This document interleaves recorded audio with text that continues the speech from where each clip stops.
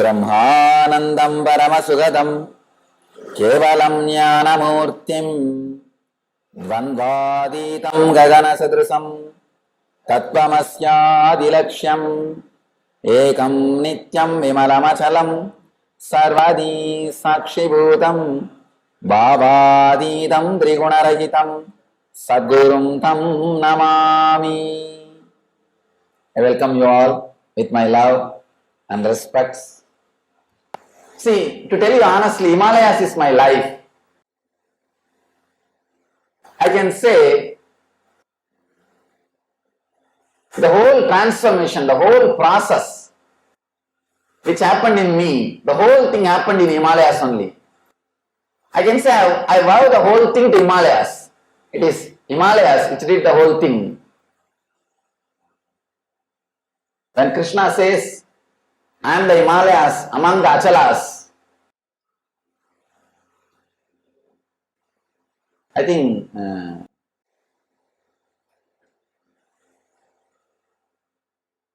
Himalayas can only be experienced. It can't be spoken. It's just like enlightenment.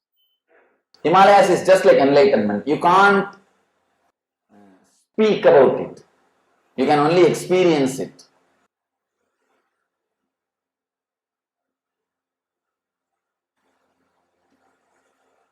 And that is the land where this whole inner science is developed, created, the research and development happened, and the final product came out. The whole thing happened in Himalayas only.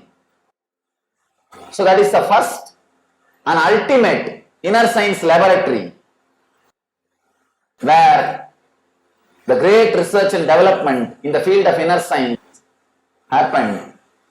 I think at least last 20,000 years, even though the idiotic Western historians go on repeating, only 4,000 years ago the society is, the human society is created. Please understand, I do not mean to disrespect Westerners. I have my tremendous love and respect for my devotees. But these historians, they go on twisting the things and abuse on this great Eastern science and culture. At least last 10,000 years, the research and development in the inner science is happening in this great Himalayas. And you will see how every inch is associated with the divine. In India, every inch is divine. Every inch is associated with spirituality. Actually now so many things are coming and standing in the net now. There's a big traffic jam. Everything, every idea is fighting. No, I will come out first, I will come out first, I will come out first. That's why I am not able to say anything. I am just stuck. There is nothing much to tell about Himalayas. It can only be experienced. I always tell people, some born blind man, if somebody is blind from birth, you can't make him understand what he is missing. Same way, if somebody has not seen Himalayas, you can't explain to him what he is missing. If he is born blind, one major dimension of his life is missing. Just like that, if you have not seen Himalayas, one dimension of your consciousness you are missing. A possibility which can happen in you, one dimension of conscious possibility is missing. Anything can be missed by a seeker, but not Himalayas. Anything can be missed by a seeker in his life, but not Himalayas. And this is the great land where from time immemorial, this great inner science is created, and the research is done, the development went on, and the products came out, and again further research and development on the product happened.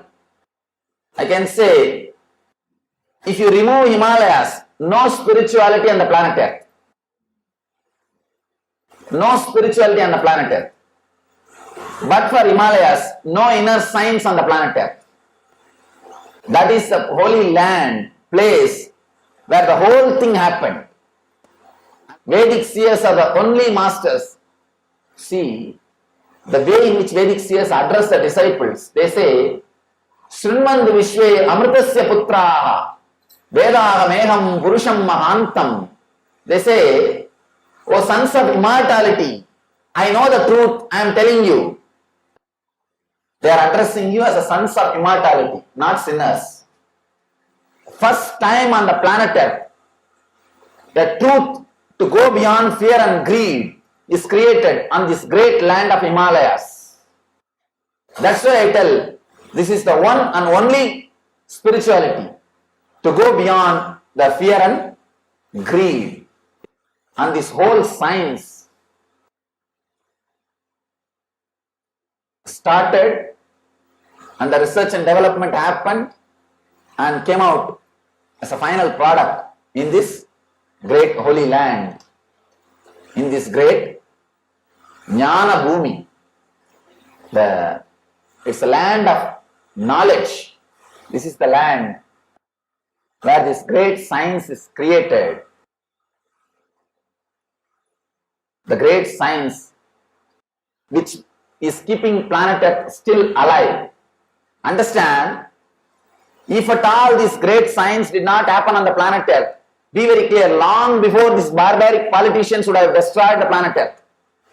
Rishis, Vedic Rishis are the first group who created a system in which nobody will be enslaved, neither physically or psychologically or spiritually.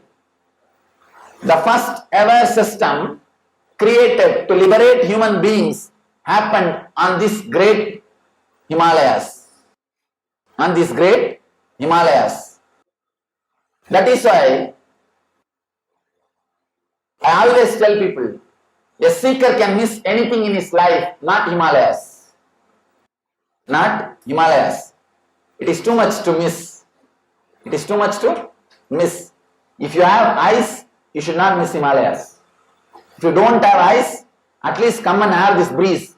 You will have something. You will have some energy. Let me tell you just few things.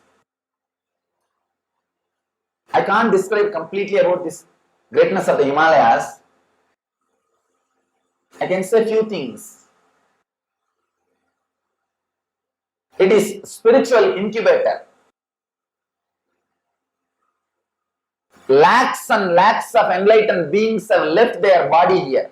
Basically, society binds you in these three ways. One is physical, the laws and the social rules and country politician. Second, psychological, feeding you fantasies and dreams and ruling you psychologically, giving you the idea of heroes and keeping you under their control. The so-called cinema, drama, all these artists. The third, the so-called religious figures, giving you fear and greed about the hell and heaven and keeping you under their control. The rishis have created a culture, lifestyle, through which from all these three you will be liberated. From all these three you will be liberated. First time on the planet Earth, a system to liberate human beings in the level of physical, mental and spiritual happened on this great land, on this Jnana Bhumi, on this Himalayas. Whenever a rich man dies, he leaves all his property behind and dies. He can't carry anything. If at all we can carry, nothing would have been there on the planet Earth by now. Everything would have been packed. Everything would have been packed. Nothing will be there. Long before everything would have been packed. You can't carry anything. Same way, when an enlightened being dies, he can't carry his tapas. Understand? Tapas also can't be carried. He will leave even his tapas behind. Tapas can't come with you. All the tapas power he will leave behind and leave the body. So any enlightened being, when he dies, he leaves all the tapas energy. The Himalayas is the place where lakhs and lakhs of enlightened beings have left their body. Traditionally, all enlightened beings, before they leave the body, they will come here and leave the body. That's a tradition in India. Every enlightened master, when he dies, his body is dropped in Ganga.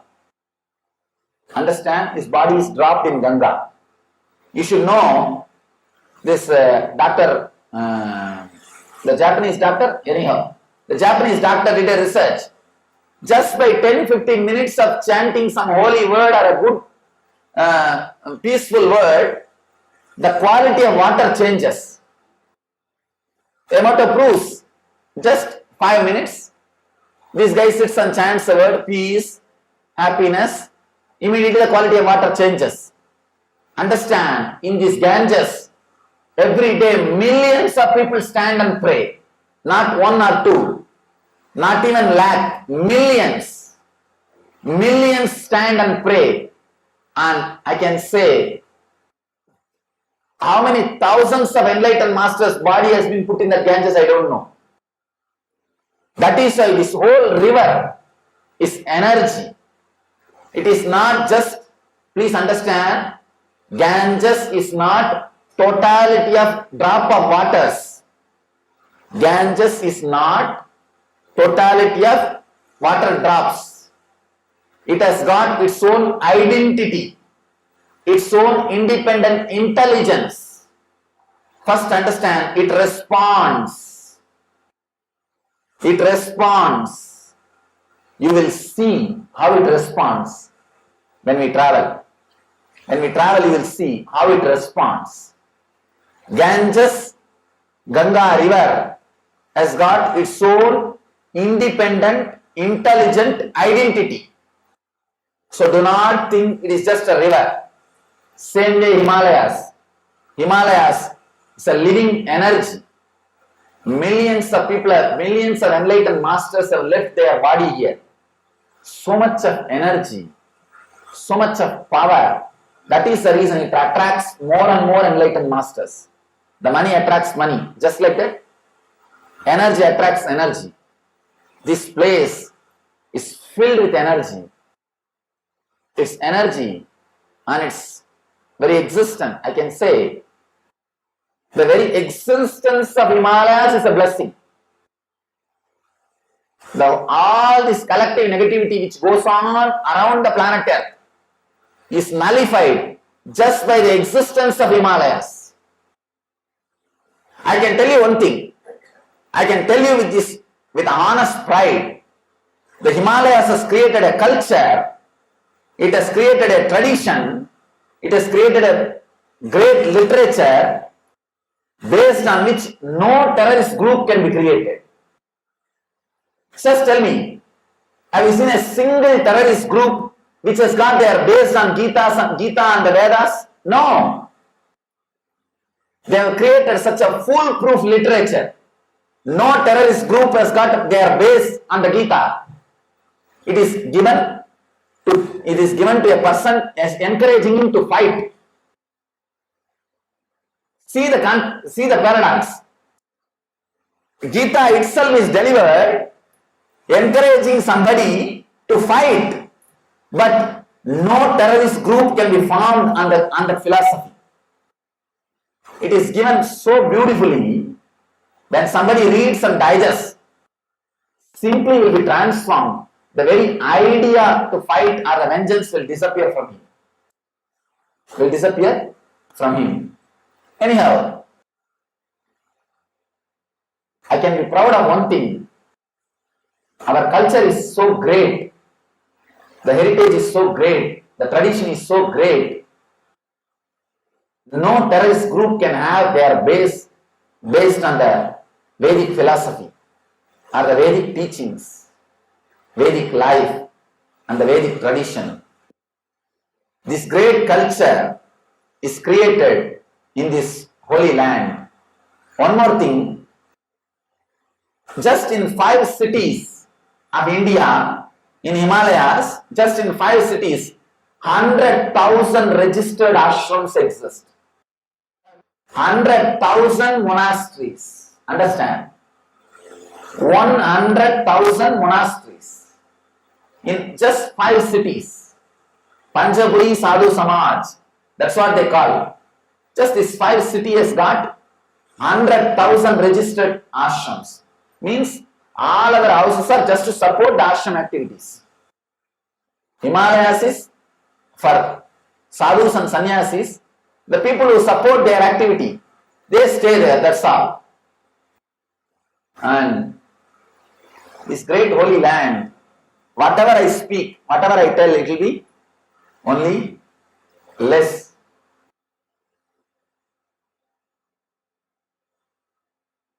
We will experience it. We will experience it. One more thing, important thing. Not only we are going to see the great inner science laboratories, not only we are going to experience the great spiritual energy. See, not only this place is a laboratory, many enlightened masters have come and left their body here. Even Shankara. From Shankara, all the great enlightened masters, they come here just to leave the body. Just to leave the body. And we are not only going to see the inner science laboratories and enjoy the energy.